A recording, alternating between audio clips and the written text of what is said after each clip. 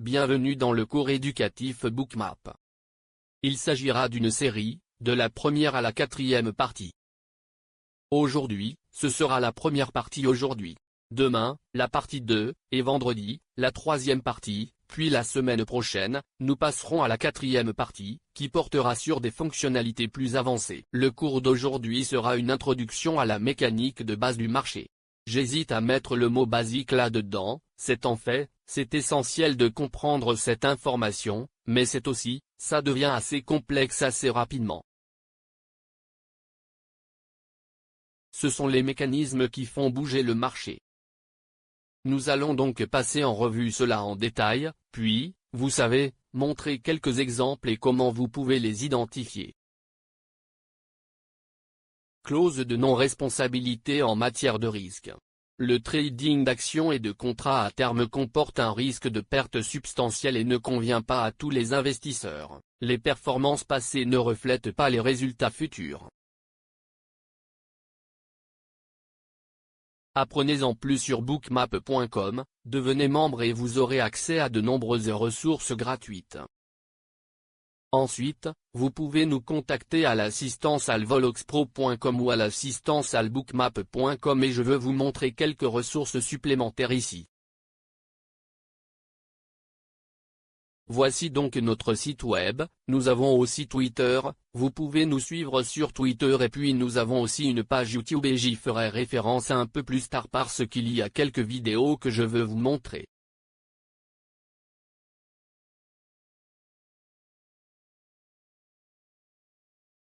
Passons à autre chose.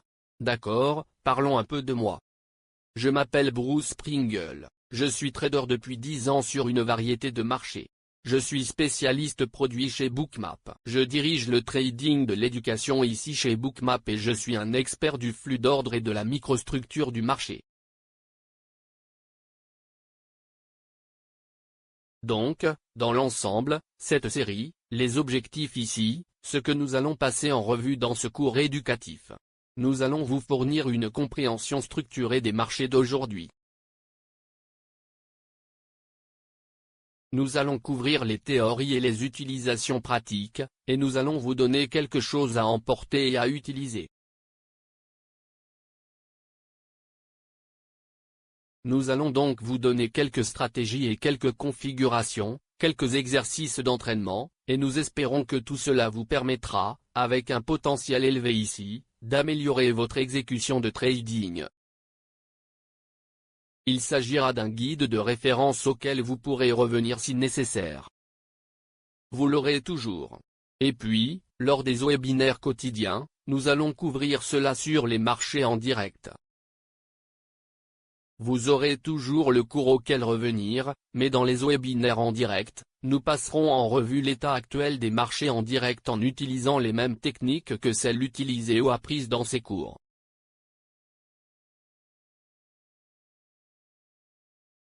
Nous allons également vous présenter des concepts et des applications avancées de trading à HFT ou haute fréquence, et ce, à la fois pour les traders de contrats à terme et d'actions.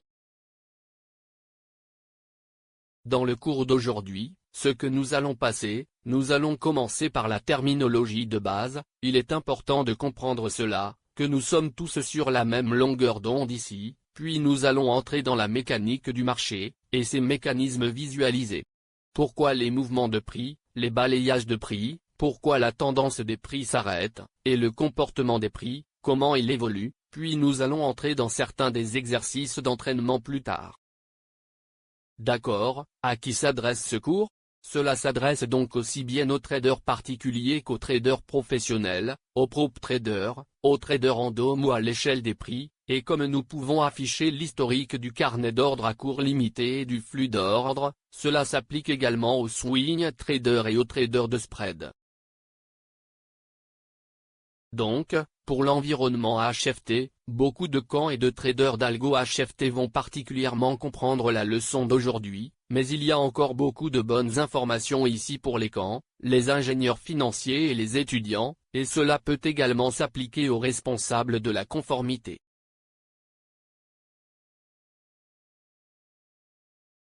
Terminologie.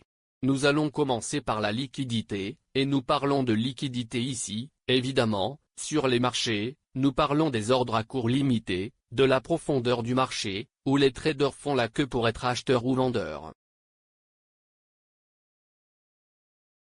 Ils font des offres et des offres sur un marché, et ils fournissent des liquidités. Ils sont en train de faire le marché.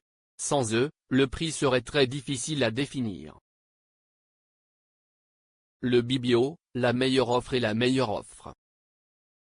C'est le marché intérieur où se négocie actuellement un prix. Frapper l'enchère. C'est là que nous allons parler d'un volume agressif qui enlève de la liquidité à la meilleure offre. Quelqu'un appuie sur le bouton de vente du marché, il prendra des liquidités. Levée de l'offre. L'offre est à l'opposé. Ils appuieront sur le bouton d'achat du marché et retireront des liquidités de la meilleure offre. Le LOB, le club et le DOM.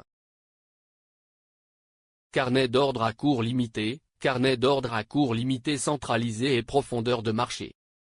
C'est fondamentalement la même chose. Il est important de comprendre le club parce que c'est du carnet d'ordre à cours limité centralisé dont nous parlons ici, et de prendre les données à partir de là, puis de les transposer sur le graphique historiquement.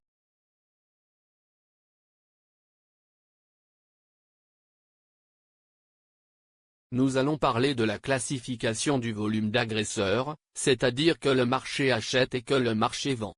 L'intention de la transaction, c'est-à-dire les traders alignés sur l'offre ou l'offre dans la profondeur du marché. Le carnet d'ordre actuel est l'état actuel de ce carnet d'ordre, ce qui se passe dans le carnet d'ordre, la profondeur de l'offre, la meilleure offre et la meilleure offre, le dernier volume négocié et le spread.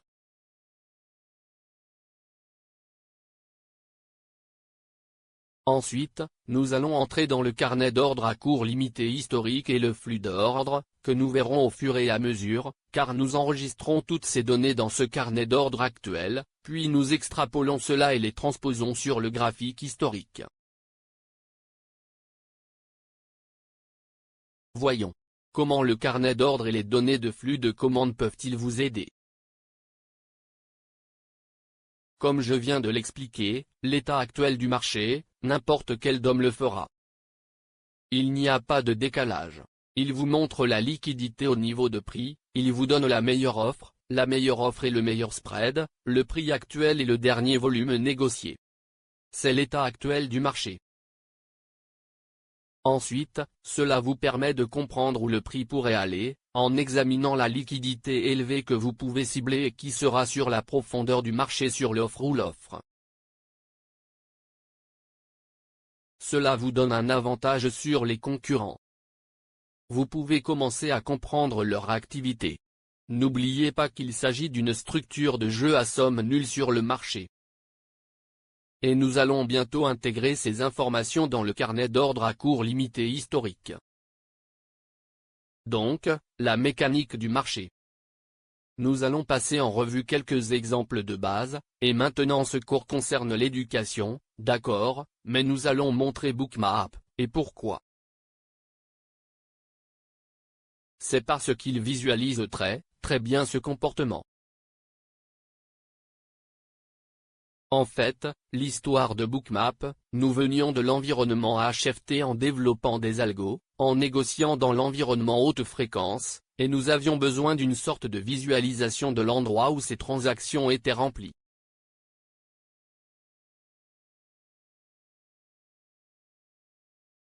Et un logiciel a été développé pour comprendre cela, le comprendre, puis a pensé que c'était une très bonne idée, et cela a conduit à ce que Bookmap devienne un produit. C'est pourquoi nous allons montrer Bookmap ici, c'est pour visualiser ces mécanismes, et vous verrez exactement ce que je veux dire dans une minute. J'ai donc besoin de montrer Bookmap, je dois le revoir ici. Que regardez-vous dans l'interface utilisateur? Toute cette zone ici est constituée de données historiques. Voici vos données actuelles ici. C'est votre meilleure offre ici. Votre dernier volume négocié ici, et vous verrez que c'est la profondeur du marché. Je vais vous montrer Bookmap dans un instant, mais c'est le marché en direct est une représentation graphique de la profondeur du marché, de l'état actuel de ce marché. Voici donc votre meilleure offre et votre meilleure offre ici, votre profondeur sur l'offre et votre profondeur ici sur l'offre. Alors laissez-moi vous montrer Bookmap, et nous l'obtiendrons ici. D'accord, d'accord. D'accord, alors voici Bookmap. Nous regardons le SNPE Mini, et nous verrons. Je vais commencer ici, et nous allons juste travailler à rebours très simplement. Je vais retirer toutes les données ici afin que nous ayons quelque chose de très simple et direct à examiner.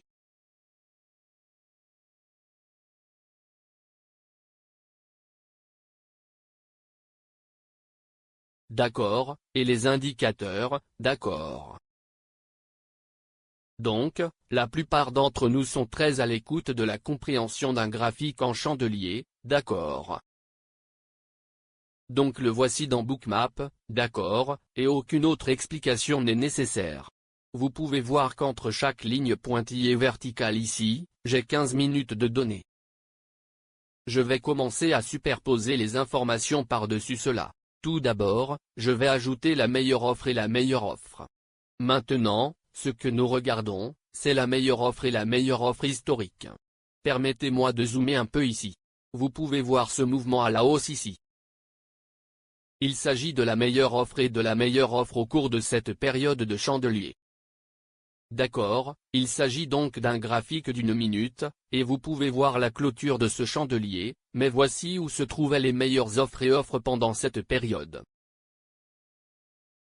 La ligne rouge est la meilleure offre, la verte est la meilleure offre. Maintenant, ajoutons quelques points de volume, d'accord? Ce que nous examinons ici, c'est le volume négocié dans le cadre de cette meilleure offre et de cette meilleure offre. Donc, ce chandelier que vous voyez ici, ce graphique en chandelier d'une minute, eh bien, vous pouvez voir où ce volume a eu lieu. Vous pouvez voir le type de volume dont il s'agissait. Il y a eu beaucoup d'achats. Et vous pouvez voir que nous vous donnons également le delta global de ces informations. Il y avait donc un peu de vente ici, mais pas autant. Il y a eu plus d'achats. En fait, je vais zoomer ici sur ce domaine, et nous allons y jeter un coup d'œil rapide et plus approfondi. Alors que je commence à zoomer, nous pouvons vraiment zoomer vers le bas et voir exactement ce qui s'est passé sur ces marchés. Nous pouvons voir l'activité algorithmique à des niveaux très inférieurs à la seconde, nous sommes au niveau de la microseconde. Toutes ces données sont enregistrées, mais vous pouvez voir que lorsque je fais un zoom arrière, cela devient juste un point vert plus grand.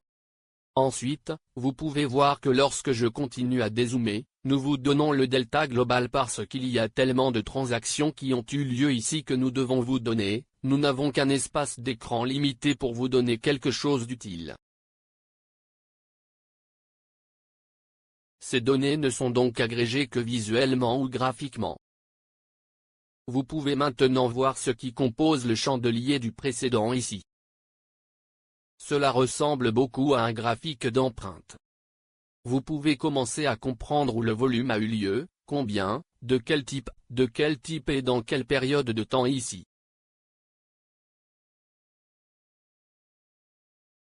C'est le volume échangé. Maintenant, nous avons cela sur le graphique, et maintenant nous allons ajouter la carte thermique ici. Ajoutons donc cela. Alors, maintenant, qu'est-ce qu'on regarde ici? Eh bien, tout cela, cette carte thermique est le carnet d'ordre à cours limité historique. Tout est dérivé ici du dôme. Donc, comme je l'expliquais plus tôt, revenons directement à ce marché actuel, à cette fenêtre ici, nous donnons une représentation graphique de la liquidité dans ce carnet d'ordre à cours limité. Donc, comme ici, nous pouvons voir 1347 contrats. Cette zone est peinte en blanc vif dans la fenêtre actuelle du carnet d'ordre ici. Nous savons donc tout de suite qu'il y a une référence ici, une très grande liquidité sur l'offre. C'est donc ce que le C'est juste une représentation graphique de ce carnet d'ordre à cours limité. Maintenant, là où cela devient vraiment intéressant, c'est que c'est le marché actuel, cette fenêtre ici. Mais nous prenons ces données et nous les transposons sur le graphique historique. Permettez-moi de zoomer un peu, vous pouvez commencer à comprendre le comportement de ces traders ici sur l'offre. Regardez comment ils ajoutent et extraient des liquidités dans ce domaine. Nous pouvons donc commencer à comprendre leur intention de négocier à certains de ces niveaux. Veulent-ils vraiment être acheteurs ou non? C'est donc l'interface de Bookmap en général, et nous y reviendrons un peu plus tard.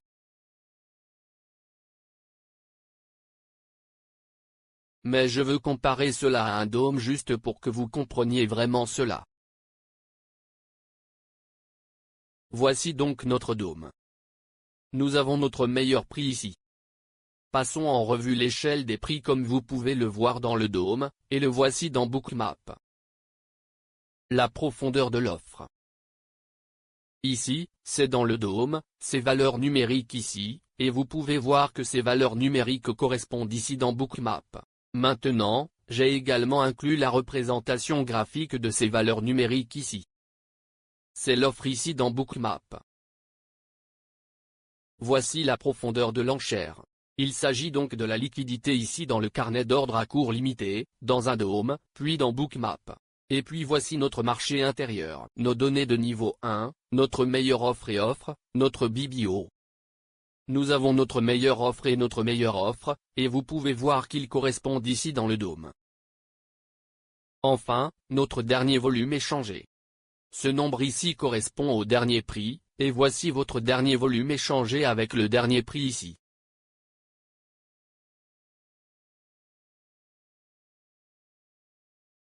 Passons maintenant à l'intégration de ces données actuelles. En passant par l'intégration des données de flux de commande ici, les données actuelles, le temps réel dans le dôme est fugace. Vous verrez ces chiffres s'afficher très rapidement, puis ils seront réaffichés et actualisés avec de nouvelles données. Vous devrez donc vous souvenir des zones qui ont pu être à forte liquidité ou à faible liquidité. Cela peut être un peu difficile à faire parce que vous devez vous souvenir de zones spécifiques et lorsque le prix revient à ces zones, est-ce qu'ils font toujours des offres ou des offres?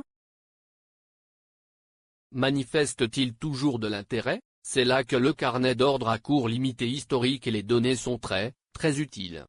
Nous enregistrons donc toutes ces données. Ensuite, vous pouvez voir et comprendre comment nous regardons Bookmap. Nous pouvons comprendre comment cela s'est déroulé en détail dans des domaines spécifiques, et il est très facile de le voir, et cela nous donne également un contexte pour ces domaines. Comme nous l'avons mentionné, disons que nous avons un double patron de dessus. Auparavant, il soumissionnait ou offrait des fonds à forte liquidité, et si nous revenons à cette région, sont-ils toujours intéressés? Nous obtiendrons le contexte de la compréhension de la vente aux enchères dans ces domaines. Cela vous donne un bel avantage sur vos concurrents. Maintenant, entrons dans le vif du sujet. Voici notre dôme historique, notre dôme actuel dans le livre, puis voici notre dôme actuel dans Bookmap. Lancez-vous ici. Pourquoi le prix fluctue-t-il? Nous allons aborder le volume d'agresseurs, les transactions sur le marché et l'intention de négocier, l'adjudication centralisée du carnet d'ordre à cours limité. Alors, pourquoi le prix bouge-t-il?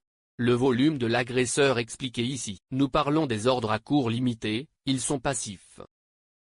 Ils s'assoient ou se reposent dans la profondeur du marché. Ils fournissent des liquidités. Ils veulent être acheteurs ou vendeurs dans ces domaines spécifiques de l'échelle des prix. Ordre au marché. C'est l'agresseur. Il traverse le spread et consomme la liquidité dans la profondeur du marché. Ils consommeront les ordres à cours limité. Donc, la plupart d'entre nous sont familiers avec cela, mais c'est la classification du volume que nous allons examiner ici, c'est la classification de l'agresseur, les ordres du marché. La transaction, le prix se négocie lorsque cet agresseur est mis en correspondance avec la liquidité de l'offre du meilleur offrant. Maintenant, commençons à rentrer dans le vif du sujet et nous allons passer en revue quelques exemples. Voici le prix actuel de l'offre du meilleur enchérisseur.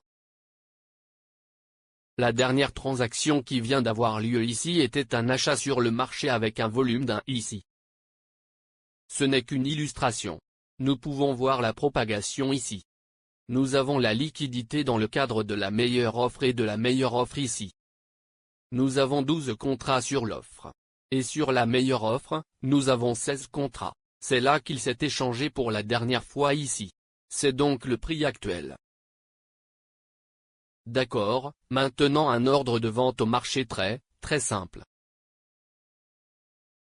L'agresseur frappe l'enchère avec un ordre de vente au marché. Il consomme les liquidités ici, donc nous avions 16 contrats, eh bien, ils en ont consommé un, et maintenant nous avons 15 contrats, et le prix a maintenant changé. Le prix a bougé, d'un tic. C'est ainsi que le marché évolue. L'agresseur est celui qui peut faire bouger le marché. Maintenant, voici un exemple de ce à quoi cela ressemble dans Bookmap. Vous pouvez voir l'agresseur ici, ces petits points verts ici, nos achats sur le marché. Le prix s'échangeait ici à 52,89, nous regardons le pétrole. Vous voyez l'agresseur ici, le marché vend avec les points rouges sur la meilleure offre. Il s'agit simplement d'aller et venir ici. Maintenant, vous pouvez déjà voir quelque chose de très intéressant. Vous pouvez voir la complexité que nous allons aborder avec cet exemple binaire très simple. Nous enregistrons ici l'activité algorithmique. Je veux dire très clairement, vous pouvez voir que le temps, les commandes et la taille des commandes sont toutes équivalentes ici. Ces deux algos se battent donc dans les deux sens. Vous pouvez commencer à comprendre que c'est vraiment ainsi que ces marchés se négocient aujourd'hui. Il y a tous ces algorithmes qui négocient dans les deux sens et nous pouvons comprendre leur comportement ici dans le carnet d'ordre à court limité historique. Tout ce disque qui serait plutôt difficile à voir dans le DOM. Voici également un autre exemple, et nous allons voir beaucoup de ce type d'informations et de données affichées dans Bookmap. Il s'agit d'un algo ici qui augmente l'offre, mais ce n'est pas vraiment une hausse des prix ici, d'accord, c'est la négociation sur la meilleure offre, d'accord, et vous pouvez le voir très clairement avec le mouvement mécanique ici de l'achat et de la vente qu'il consomme de la liquidité ici, mais ce n'est pas le cas. Hausse des prix contre eux. Ils accumulent une position ici au fil du temps sans faire bouger le prix contre eux.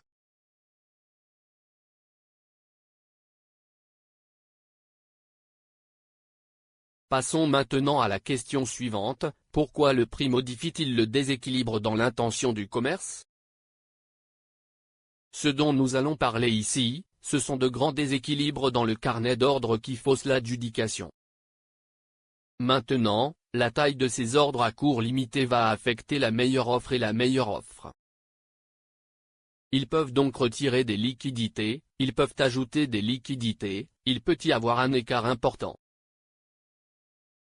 Maintenant, lorsque la mécanique ici fonctionne et que vous obtenez notre ordre de vente au marché pour faire bouger le prix, il atteint l'offre, eh bien, nous pourrions voir un grand mouvement de ce prix sans beaucoup de volume.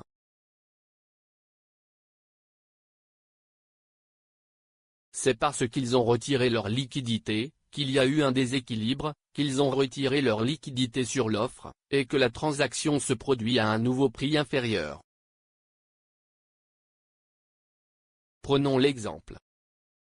Voici notre volume d'un, puis ils ont fait l'offre ici avec un autre volume d'un. 12 contrats, 16 ici sur l'offre, 1 est consommé, cela devient le prix courant. Maintenant, nous avons un déséquilibre ici dans la profondeur du marché sur l'offre. Vous pouvez voir précédemment que nous avions un livre à peu près égal ici. Plutôt égal, je pense qu'il y avait un peu de déséquilibre du côté de l'offre, mais nous pouvons voir que c'est plutôt équilibré. Maintenant, nous avons un déséquilibre. 120 contrats contre 16. 24 contrats et 32, ils se sont transformés en 85 et 72. Nous avons donc un très lourd déséquilibre dans le carnet d'ordre à court limité. Ils offrent ici beaucoup de contrats élevés, de gros contrats. Comment cela affecte-t-il le prix? On peut voir ici, ces contrats de 15 et 18 ici sur l'appel d'offres, ces gars-là, ils ont peur. Ils ne veulent plus trader à ces niveaux, et ils vont retirer leur liquidité. Donc, notre dernière transaction a toujours eu lieu ici avec ce volume d'un, mais la meilleure offre a maintenant baissé de quelques ticks.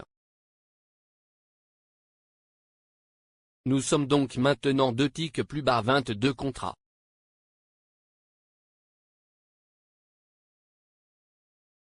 Donc, avec un volume d'un, un volume de marché de vente d'un, ils ont déplacé le prix maintenant d'un, 2, 3 ticks ici. Nous consommons un contrat ici et cela devient le prix actuel. Et c'est ainsi que l'intention du commerce peut affecter et faire bouger les prix. Dans les périodes de forte liquidité, vous allez voir cela tout le temps, d'accord, et, ou je suis désolé, de forte volatilité. Donc, les publications fondamentales ou les publications de données économiques, ainsi qu'un marché nerveux, il y a beaucoup de volatilité parce qu'il y a un manque de liquidité, et dans tout déséquilibre avec une liquidité élevée, vous verrez des poussées et des tractions des marchés très rapidement. Voici à quoi cela ressemble dans Bookmap. Nous avons ici des liquidités élevées qui restent dans le portefeuille, mais nous arrivons dans ce domaine ici et ils deviennent très agressifs. Il y a un déséquilibre dans ce livre, et vous pouvez voir comment le prix est affecté ici. Cela pousse le prix vers le bas dans une zone, et vous pouvez voir que nous allons aller très loin à ce sujet en parlant d'usurpation potentielle de liquidité ici sur l'offre.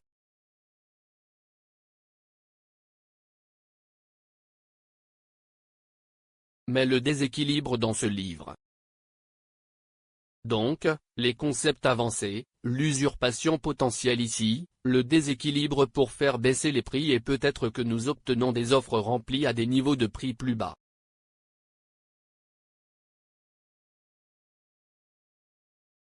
Il existe également des stratégies que vous pouvez, et nous allons les passer en revue plus tard avec l'élan, la recherche d'élan ou l'usurpation d'identité. Vous pouvez commencer à chercher cela, ou la superposition. Les icebergs et l'allumage, les algos d'allumage. Permettez-moi donc de couvrir l'algo d'allumage ici. Vous pouvez voir l'exemple avec le déséquilibre ici dans le carnet d'ordre à court limité sur l'offre. Nous le voyons une fois, ils reviennent à nouveau, cet algo fonctionne toujours ici, et puis finalement vous pouvez voir celui-ci ici et il fait finalement baisser le prix. Maintenant, nous allons commencer à comprendre ces données dans le graphique historique, d'accord, parce que tout est enregistré ici. Et vous pouvez voir que nous ne parlons pas de ce n'est pas juste une milliseconde de données où vous savez, c'est 10 secondes entre chaque ligne pointillée verticale ici, vous savez, donc nous regardons, vous savez, comme une minute ici de. L'activité des prix est un peu plus correcte, mais vous allez être en mesure d'utiliser et de consommer ces données et de rechercher, vous savez, une exécution d'ordre potentiel ici qui va être améliorée.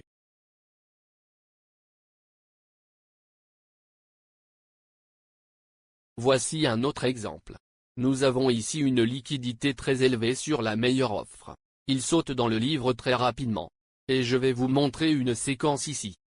Nous pouvons également les voir ici sur l'offre à ce niveau de 2420. Et comment cela s'est-il passé? Donc, voici que la même action est à nouveau ici. Nous pouvons commencer à voir comment cela affecte le prix. Cela a eu une incidence sur les prix et les a fait baisser dans certaines de ces régions plus basses. Nous allons parler de ce concept un peu plus tard, mais je vais l'introduire entre la liquidité élevée à court terme qui fausse l'adjudication et la liquidité à plus long terme qui reste dans le livre. Cette liquidité à long terme est déjà comprise par l'adjudication, n'est-ce pas, mais cette nouvelle information qui saute dans ces domaines et qui en tire ensuite doit être digérée par le marché. Vous pouvez voir que ce déséquilibre, ce lourd déséquilibre, a un effet sur le prix. Voici un autre exemple. Vous pouvez voir qu'il s'agit de l'open et du 930 open ici. Nous constatons un déséquilibre ici, conduisant à une liquidité élevée ici, à une liquidité élevée à long terme. Elle était essentiellement sur le marché dès le début de l'ouverture du 930. Voici nos déséquilibres avec une liquidité élevée à court terme, ce qui a fait grimper les prix dans certains de ces domaines. Passons donc en revue le balayage du carnet de commandes. Ce dont nous parlons ici, ce n'est pas simplement de déplacer les prix d'un côté et de l'autre, nous négocions à travers un ou plusieurs niveaux de prix. C'est un concept important à comprendre. C'est généralement ainsi que le prix se négocie dans une nouvelle fourchette. Et nous allons assister à cela avec une combinaison de déséquilibres dans le carnet d'ordre et d'ordre de marché agressif très important. Voici donc un exemple. Nous allons recommencer ici. Voici notre achat sur le marché avec un volume d'un.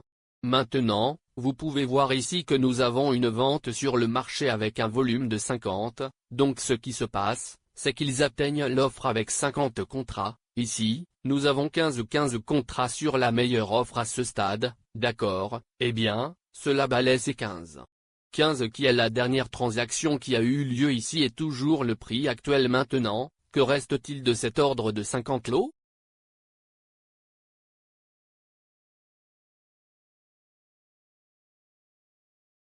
Eh bien, il s'agit toujours d'une vente sur le marché, mais il a déjà balayé ce niveau de prix, mais il s'est négocié à 15. Il reste donc 35 contrats dans ce grand ordre de vente sur le marché. Alors, que se passe-t-il? Le prochain niveau de prix atteint toujours l'enchère. Il balaie ce niveau de prix ici avec les 18 contrats. À droite et vous pouvez voir que nous l'avons balayé et qu'il en reste maintenant 17 dans cet ordre de 50 lots et qu'il atteint toujours le offre ici, mais nous avons 22 contrats ici, donc ce qui se déroule, il en faut 17, mais il en reste encore 5.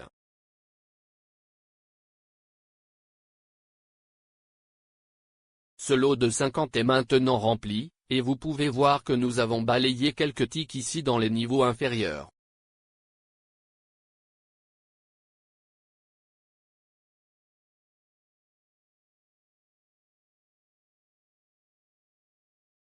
Concept important aussi, beaucoup de fois, et cela dépend du marché, les marchés plus minces, vous le verrez beaucoup plus souvent, le S, vous verrez rarement cela, mais vous pouvez voir que l'écart s'est élargi ici, parce qu'ils ont balayé tous ces niveaux ici, mais où est la meilleure offre?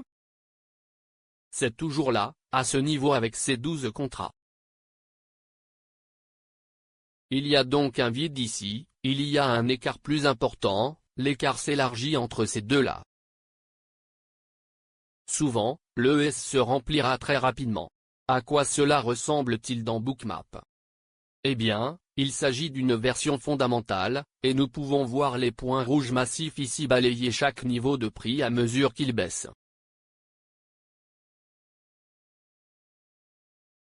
Vous pouvez voir l'effet de vide dont nous parlons alors que nous retournons presque à l'endroit où nous sommes tombés d'ici.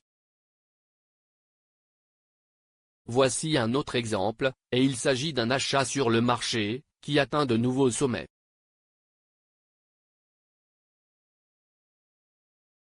Nous voyons qu'il s'agit de la version initiale. Vous pouvez voir qu'il y a un 1030, c'est du pétrole, ce sont les stocks de pétrole. Rien ne s'est vraiment passé pendant quelques secondes, puis tout d'un coup, ils ont vraiment levé l'offre ici. Jetons un coup d'œil à certains des concepts avancés dans certains des balayages ici. Par exemple, la recherche de pullback. Commencez à entrer si vous croyez que le balayage ici était, nous allons commencer à accepter des niveaux inférieurs, eh bien, Vous pouvez commencer à entrer certains de vos ordres à court limité dans certains de ces domaines ici. Si nous nous attendons à ce que ce recul se produise dans certains de ces domaines parce qu'il y a eu un vide, n'est-ce pas? Les gars, je vois vos questions ici. Je vais passer en revue toutes les questions plus tard, mais je veux continuer et terminer l'exposé. Donc, vous pouvez aussi jouer le momentum, en cherchant ce balayage et en vous joignant à vous, ou peut-être que vous recherchez le rejet, et je vais vous montrer un exemple de cela. Vous allez également voir le retournement de livres. Vous pourriez voir des balayages dans les icebergs, puis ces algos d'allumage aussi. Nous voici donc avec un exemple dans le pétrole à nouveau, et vous pouvez voir que nous sommes descendus à un niveau inférieur ici, et il semble que le prix commence à accepter en dessous de ce niveau inférieur ici.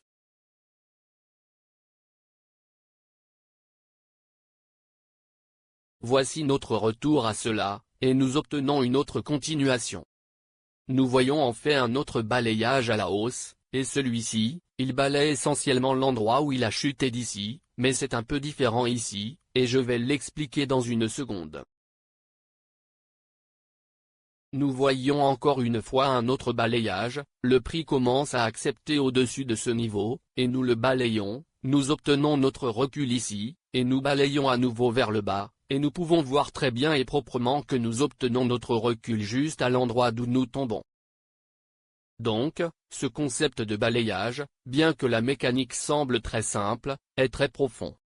Vous pouvez commencer à voir que nous allons conduire à de très belles configurations à comprendre, à la recherche de ces vides, ou peut-être que vous voulez rejoindre l'élan sur le chemin de la montée. Quoi qu'il en soit, nous pouvons commencer à examiner certains de ces niveaux ici, puis aussi comment ils commencent à affecter le profil de volume. Nous allons couvrir le profil de volume demain, mais vous pouvez voir que j'ai tracé une ligne ici, nous allons avoir notre point de contrôle ici, essentiellement pour cette gamme, et c'est là que nous arrivons et testons. Maintenant, le balayage à travers cette zone ici va être votre nœud à faible volume, et vous pouvez le voir ici. C'est là que nous avons balayé et rompu à nouveau, et c'est votre nœud à faible volume ici. Vous allez maintenant commencer à comprendre l'action de balayage et à passer à des niveaux inférieurs ou supérieurs dans le profil de volume. Voici maintenant un exemple de rejet.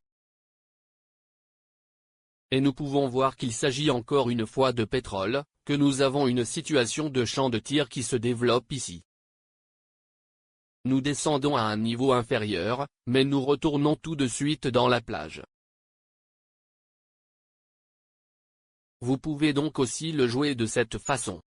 La plupart du temps, ce que vous verrez dans ce genre de comportement, ce sont des stop runs, des traders arrêtés, des courses dans le mauvais sens, peut-être en achetant, ou je suis désolé, en vendant la répartition ici, puis en revenant dans le range, et alors vous pouvez voir qu'ils ont enfin négocié du côté opposé ici et saisir tous les stops de l'autre côté, droite. Il y a donc ici un potentiel pour comprendre cela et l'échanger comme un rejet. Voici un concept ici d'un retournement du livre. Voici donc notre balayage, comme vous pouvez le voir, puis voici les ordres à court limité sur l'offre ici, d'accord? Nous l'avons balayé, et pourtant maintenant, à quoi retournons-nous? En fait, je commencerai à m'attendre à revenir à ce niveau ici, mais maintenant nous commençons à comprendre un retournement de situation, parce que la liquidité élevée ici sur l'offre s'est maintenant retournée vers l'offre, et c'est là que nous revenons et testons. Pas seulement une fois, mais 2 fois et 3 fois ici. Vous allez donc commencer à extrapoler et à comprendre ces données dans le graphique historique du carnet d'ordre à court limité. D'accord, donc c'est du balayage. Voyons pourquoi la tendance des prix s'arrête. Nous allons passer par l'absorption et l'épuisement.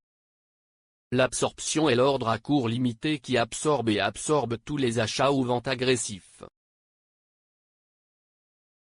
Il pourrait également s'agir d'ordre d'iceberg, mais nous allons en parler dans la session avancée. Prenons un exemple. Recommencer avec notre volume d'achat sur le marché de 1, et c'est là que le prix actuel se négocie, mais il y a une distinction ici. nous avons des liquidités élevées à long terme ici dans la profondeur de l'offre. Donc, 125 contrats, c'est très élevé par rapport à tout le reste du livre. Maintenant, accélérons les choses ici. Nous balayons le livre plus bas dans certains de ses niveaux inférieurs ici. Ce lot de 50 est, vous savez, il y avait 22 contrats ici. Il en faut 17. Maintenant, il n'en reste plus que 5 et c'est le prix actuel. C'est ce que nous avons fait, maintenant nous sommes à une coche de nos 125 contrats. Il le balaie donc à nouveau ici pour vendre un volume d'ordre au marché de 50. D'accord, que se passe-t-il? Vous atteignez l'offre, ces 5 transactions et maintenant nous avons un volume de 45 transactions dans ces 125 contrats d'accord, les 45 transactions maintenant qui deviennent 80 contrats ici sur la meilleure offre ils ont absorbé tous ces contrats ou ces 45 d'accord à partir de ces 50.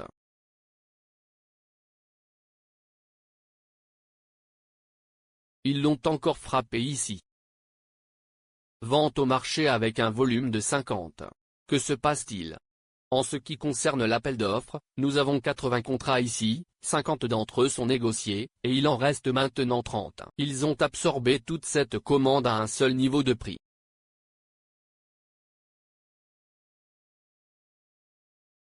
Alors maintenant, ce trader, ou disons-le un acteur, un trader, ils sont arrivés sur le marché de manière très agressive avec 150 contrats. L'un a balayé le livre à la baisse, l'autre a balayé le livre d'un seul niveau de prix, puis a été absorbé, puis les 50 derniers lots ont été complètement absorbés à ce niveau de prix. Et il reste encore 30 contrats à ce niveau de prix. Supposons donc que quelqu'un se lance maintenant et avec un volume d'achat sur le marché de seulement 1. Si l'écart est toujours là, qu'il s'est élargi après ce balayage et qu'il reste dans cet état avec un volume de 1, le prix a augmenté de 3 ticks. Cela peut faire allusion à beaucoup de choses différentes. Nous pouvons donc commencer à comprendre le volume piégé dans certaines de ces zones. Ou peut-être que vous négociez dans un ordre iceberg ici sur la meilleure offre. Donc, comme nous l'avons mentionné, l'acheteur agressif augmente le prix ou augmente l'offre avec un seul contrat. Cela devient une liquidité, un contrat de liquidité sur les 12 ici, et cela devient maintenant le prix actuel. Passons en revue l'exemple ici dans Bookmap. À quoi cela ressemble-t-il? Voici notre liquidité élevée ici sur l'offre. Nous constatons que le marché agressif achète dans ce secteur et qu'il reste dans le portefeuille. Ces gars-là à 44,20 $, ils veulent être vendeurs. Vous pouvez voir qu'ils continuent d'acheter, que le marché agressif achète et qu'ils continuent de négocier dans cette région. Les ordres à court limité de l'offre absorbent tous ces achats agressifs. Il finit par s'assécher ici, et vous pouvez alors voir qu'il frappe très agressivement l'offre avec de gros ordres de vente sur le marché. Nous négocions en dessous de ce niveau. Il est intéressant de noter que, tout comme le balayage, nous négocions maintenant en dessous à un nouveau niveau ici. Vous pouvez voir le même concept ici sur l'offre. Il commence à l'absorber ici, mais il domine en fait les achats limites ici, et il balaye ce niveau. Mais c'est la partie absorption ici. Un autre exemple, en négociant à haute liquidité ici, vous pouvez voir les ventes agressives du marché qui ont lieu ici sur la meilleure offre, et ils ne la prennent tout simplement pas plus bas. Donc, toutes ces ventes agressives ont été absorbées, et nous pouvons alors voir le prix, il commence à augmenter l'offre avec des achats agressifs sur le marché, des tirages de liquidités ici, et nous continuons à augmenter. Passons en revue quelques concepts avancés, les creux en V, les retournements de fonds en V, la stratégie de repli que nous avons abordée précédemment. Vous pouvez également rechercher des exécutions d'arrêt, le volume des recouvrements et le retournement de livres. Et jetons un coup d'œil. Voici notre balayage vers le bas, et alors vous pouvez voir, regardez comment ils arrivent de manière très agressive ici. c'est de l'or, et ils arrivent ici avec 149 contrats à ce niveau de prix de 1244,5, et ils restent dans le livre.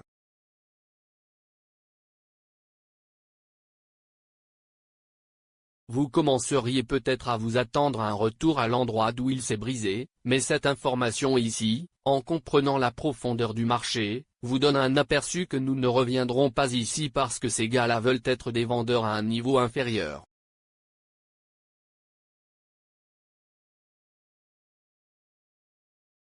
Voici un exemple dans Apple. Bookmap était également disponible pour les actions aux États-Unis. Et passons en revue ce très bel exemple d'absorption. Vous pouvez voir les ventes agressives dans certains de ces secteurs ici et finalement ici, nous voyons 2557 contrats se négocier sur la meilleure offre.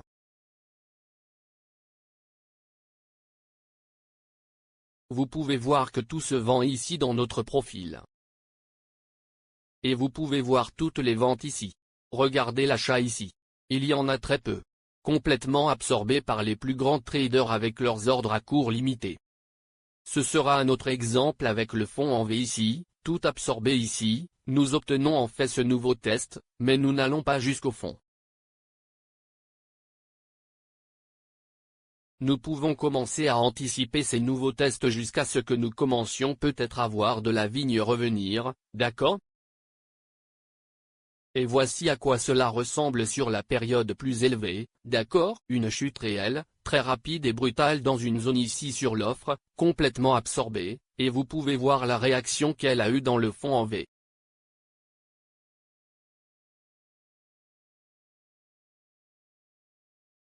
Très bien, c'est donc tout avec l'absorption. Passons en revue l'épuisement. Qu'est-ce que c'est? C'est le manque d'activité de volume agressif. Vous pouvez voir ici que nous allons passer par le marché, l'ordre d'achat au marché ici a un volume de 50 et cela s'était déjà produit, nous avons donc encore 12 contrats ici et c'est le prix actuel de la meilleure offre.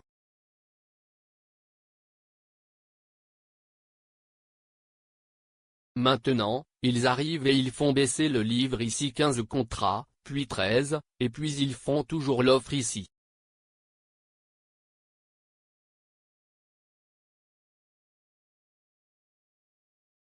Maintenant, nous avons un volume d'ordre de vente au marché de 5 se produit ici dans ces 10 contrats. Je dois juste mentionner ici, regardez le manque de, maintenant il n'est pas nécessaire que ce soit un manque de liquidité pour que ce soit l'épuisement. C'est un manque d'agresseur de volume qui en fait l'épuisement. Mais souvent, vous ne verrez pas de liquidité très élevée. Nous arrivons donc à l'appel d'offres, et maintenant nous atteignons l'appel d'offres avec 5 contrats sur 10 sur l'appel d'offres. Donc, il négocie ces 5, et vous pouvez voir que cela devient maintenant le prix actuel. Exemple suivant, il continue à faire appel à l'offre. Nous avons ici une autre cellule de 5 personnes. Que se passe-t-il? Eh bien, il balaie ce niveau. Il s'agit de votre dernier volume échangé. Maintenant, nous négocions ici sur la meilleure offre pour ces 8 contrats. Mais c'est tout. Il n'y a plus d'achat. Il y a un manque de, vous pouvez voir que cela a commencé comme assez gros, mais cela a commencé à se tarir dans certains de ces niveaux inférieurs ici et au lieu de cela, ils ne descendent pas et ne testent pas la meilleure offre ici c'est 8 contrats et à la place le marché achète avec un. Le volume de 5 élève l'offre dans ces 10 contrats ici et cela devient le prix actuel. Voici à quoi cela ressemble dans Bookmap et vous allez voir cela partout dans Bookmap. Nous pouvons voir que nous descendons dans une zone, et qu'il tire des liquidités dans cette zone ici. Mais regardez l'agresseur. Il n'y a pas d'échanges qui ont eu lieu ici, ici, ici. Nous obtenons enfin un peu de vente sur le marché ici, mais nous testons un peu plus bas et il y a une absence totale de négociation d'un cran plus bas. Nous remontons, nous redescendons, et il n'y a pas de commerce. Personne n'est intéressé par le trading à ce niveau. Donc, la mécanique ici est que si personne ne souhaite trader à ce niveau, eh bien, le prix va se négocier plus haut.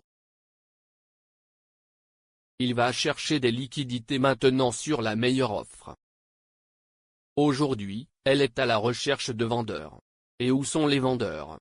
Eh bien, ils sont en hausse dans certains de ces domaines, mais vous pouvez les voir retirer leur liquidité. D'accord, comme nous l'avons mentionné, ce que vous obtenez souvent avec cette absence de l'agresseur, c'est que dans ces marchés en tendance, vous verrez les replis et vous verrez très peu d'agresseurs se produire dans certaines de ces zones.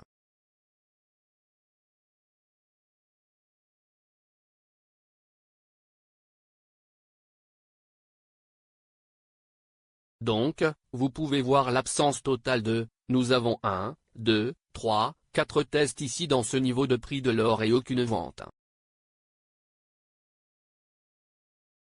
Nous revenons à la hausse et nous balayons le livre d'un livre plus haut, nous obtenons un recul mineur ici, et vous pouvez voir qu'il n'y a personne intéressé à vendre. Les vendeurs sont essentiellement hors du marché.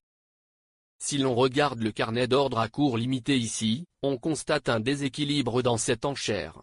Alors, où en sommes-nous? Nous revenons à la hausse dans la meilleure offre, c'est à la recherche de cette liquidité élevée sur la meilleure offre. Nous commençons à faire du commerce dans cette région. Nous assistons à nouveau à un repli, et nous constatons un manque de vente agressive. Un autre balayage, et vous pouvez voir que nous obtenons un joli recul ici, mais un manque de vente. Commencez à les rassembler dans des stratégies à la recherche de points d'épuisement après un balayage.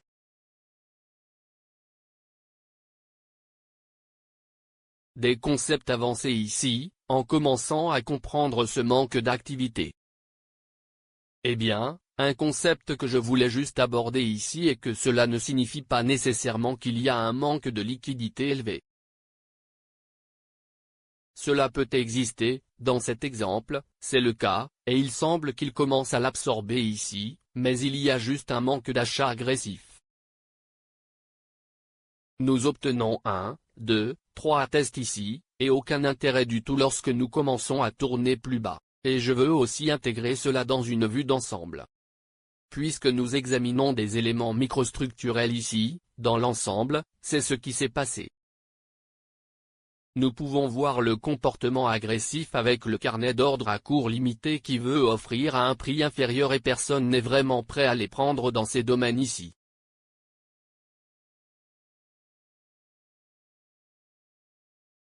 Et encore une fois, le même concept, vous pouvez voir qu'il y a un peu de commerce qui a lieu ici, mais regardez l'ensemble.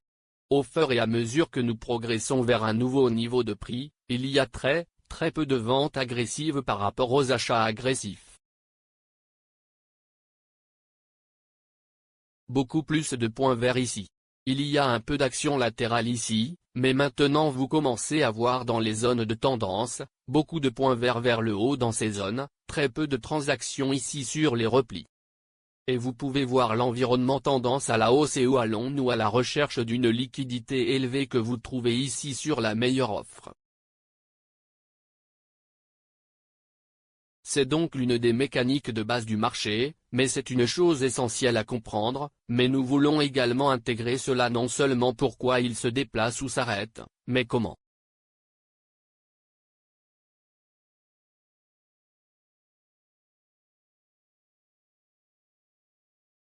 Donc, la volatilité, la profondeur de la liquidité, les marchés plus minces par rapport aux marchés plus épais. Des marchés plus minces comme l'or, par exemple, vous allez voir beaucoup de volatilité. Vous allez voir beaucoup de mouvements de prix d'avant en arrière parce qu'il y a un manque de liquidité. Les marchés plus denses comme le S&P ou les obligations vont évoluer plus lentement et vous allez voir beaucoup de replis et de retracements vers les zones d'où ils sont sortis. Commencez à comprendre le comportement du mouvement des prix et vous allez vraiment acquérir beaucoup d'informations sur certaines de ces mécaniques de base. À la recherche de rafales d'activité au sein de l'adjudication ou du volume ou dans des cycles de temps comme l'ouverture au comptant du S&P, d'accord, ou dans le Nasdaq également.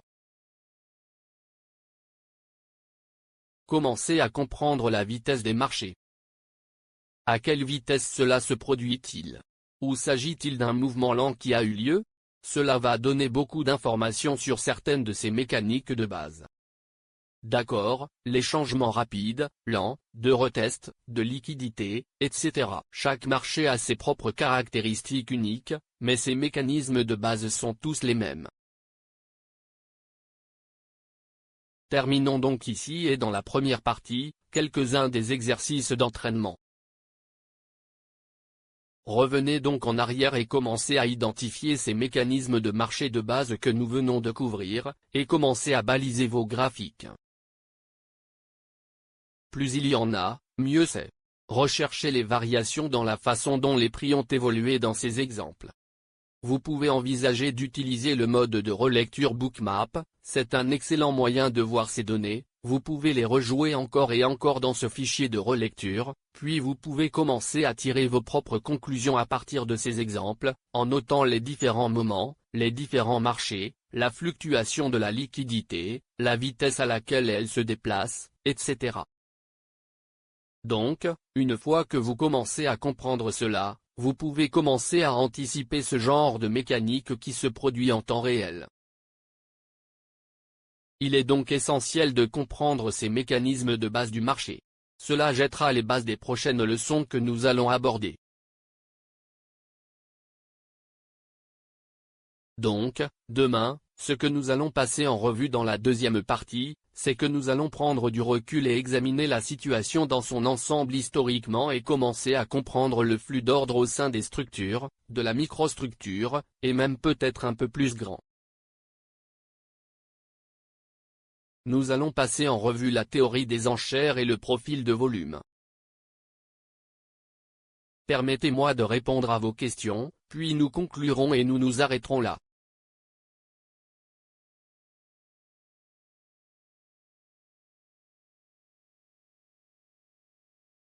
Oui, c'est en cours d'enregistrement. L'enregistrement sera disponible sur la page YouTube. D'accord, voyons voir ici.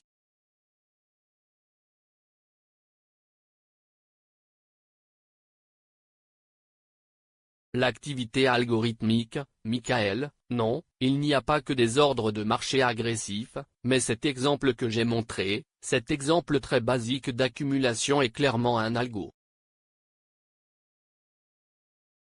Mais la plupart des algos sont, vous voyez des changements de liquidité dans ce carnet d'ordre à court limité, mais il peut aussi s'agir d'une combinaison, n'est-ce pas?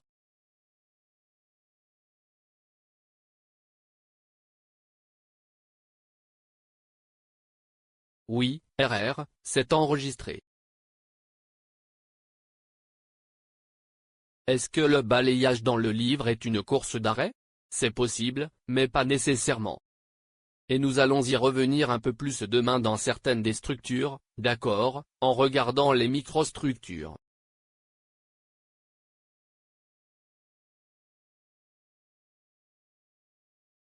Ashton, vous parlez de chercher une pause.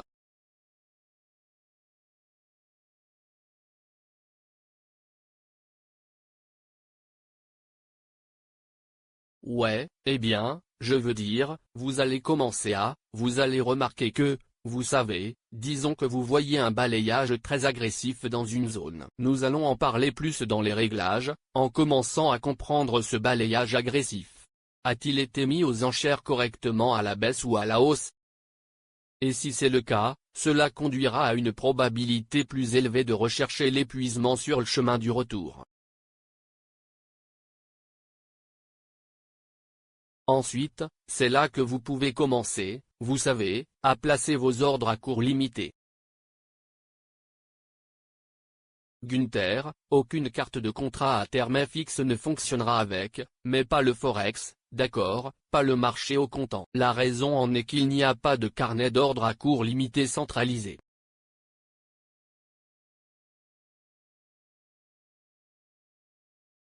Quand l'épuisement devient une induction du côté opposé, eh bien, pas vraiment.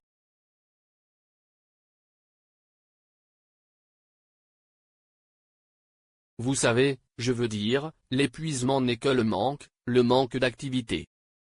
Ainsi, le marché a besoin de liquidité et de l'agresseur à négocier, pour que cela se produise.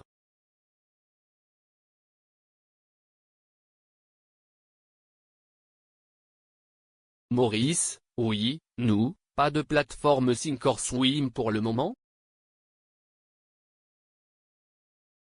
Afsin, oui, je suis désolé, vous ne verrez pas c'est GoToWebinar, vous ne voyez pas les questions des autres personnes ici.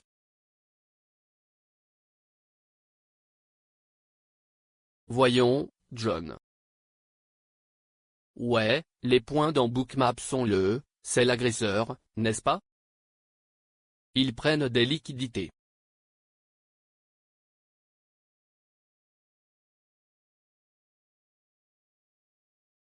Oui, Afsin. Eh bien, je veux dire, lisez ce balayage. Comprenez ce balayage et la façon dont il est mis aux enchères, puis commencez à anticiper.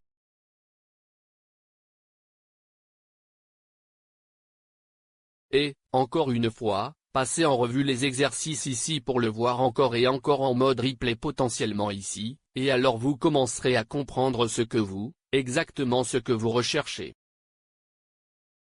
Vous serez un expert en la matière, d'accord? Absolument, Maurice. C'est quelque chose, Maurice pose des questions sur le swing trading et sur la recherche de la volatilité pour les transactions d'options. Oui, absolument. C'est ce qui est distinct et unique ici, c'est que maintenant, avec le carnet d'ordre à court limité historique, permettez-moi de retirer les chandeliers ici, alors regardons le S&P en ce moment.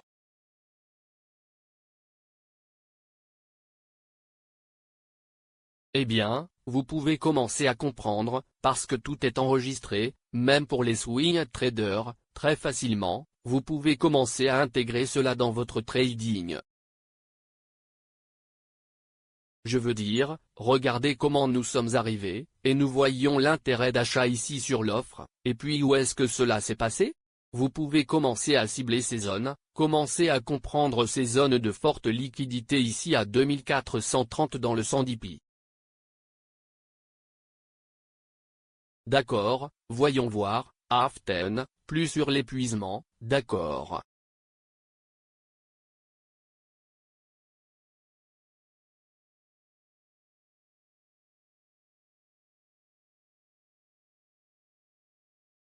Je veux dire, d'accord, donc l'épuisement, jetons un coup d'œil au marché actuel, n'est-ce pas?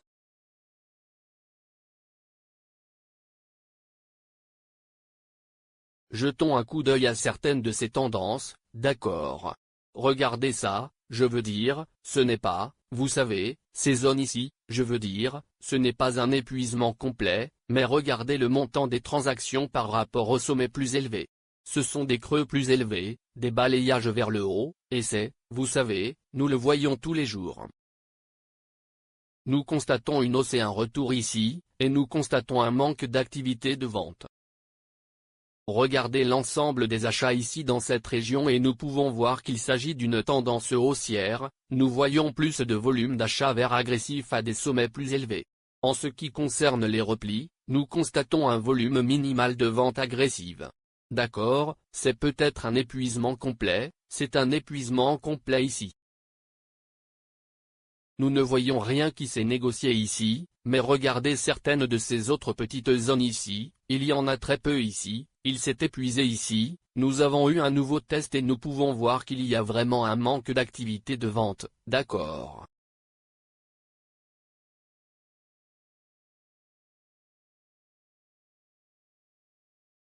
D'accord, d'accord, quelques questions supplémentaires ici, puis concluons.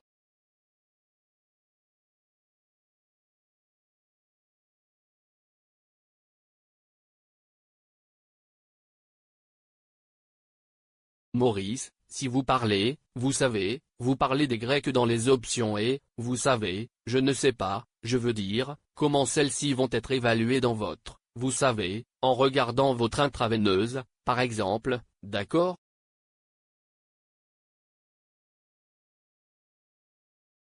C'est quelque chose d'un peu différent, n'est-ce pas? Je veux dire, je pense que vous allez toujours voir le même type de comportement ici. Et je ne sais pas si le 4 va baisser sur certains de ces replis, n'est-ce pas, potentiellement, mais peut-être pas, n'est-ce pas? Il s'agit donc d'un dérivé, et c'est un peu plus difficile. Il y a là une autre couche d'information.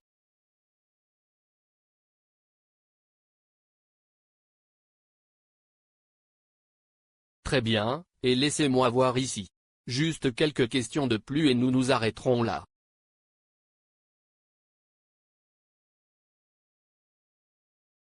Eh bien, Afsin, d'accord, alors voici un exemple de l'ampleur du livre ici à là, vous savez, dans le SNP. Vous parlez de cette zone 1030. Très agressif. En fait, cela commence ici, et il y a un peu de vente dans certaines de ces régions, mais regardez la majorité, n'est-ce pas? C'était si agressif et une charge si rapide, eh bien, vous savez, il y a un manque total d'intérêt ici. Nous commençons à regarder, vous pouvez commencer à voir un retournement de livres ici aussi, commencer à se matérialiser. Ils achètent ici sur le, ils veulent être des acheteurs ici sur l'offre. Mais c'était suffisamment agressif pour que nous n'ayons même pas droit à un nouveau test de la zone. Nous avons donc une fourchette de trading plus élevée ici, n'est-ce pas? C'est ainsi que vous allez devoir commencer à comprendre en regardant vos exemples, en étudiant et en comprenant, comme, vous savez, vous n'obtenez pas ce recul, n'est-ce pas? Regardez ceci, regardez ce balayage ici vers le côté supérieur. Vous pouvez commencer à comprendre que, eh bien, ce n'était pas aussi agressif, n'est-ce pas? Il n'a pas fallu autant de tics à la hausse ici. Nous obtenons un repli à l'endroit où nous avons réellement cassé à partir d'ici. C'est comme ça que ça va aider, mais vous allez devoir commencer à assembler ces pièces vous-même. Nous couvrons ici les bases du marché, puis nous y reviendrons plus tard dans d'autres sessions de formation.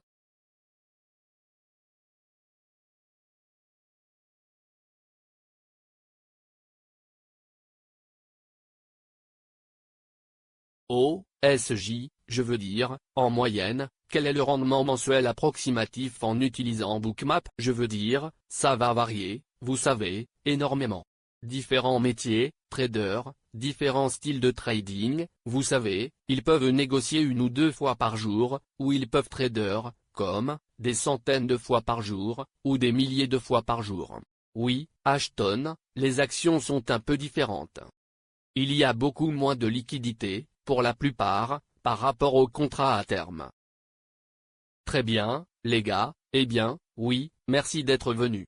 Demain, nous allons passer en revue la deuxième partie, et juste cette revue à nouveau ici. La deuxième partie va examiner certaines des microstructures et les mêmes mécanismes de marché au sein des structures, n'est-ce pas? Et nous allons commencer à entrer dans la théorie des enchères et le profil de volume dans le flux d'ordre. Très bien, les gars. Merci beaucoup. J'espère que cela vous a été utile. Et à demain. Prends soin de toi.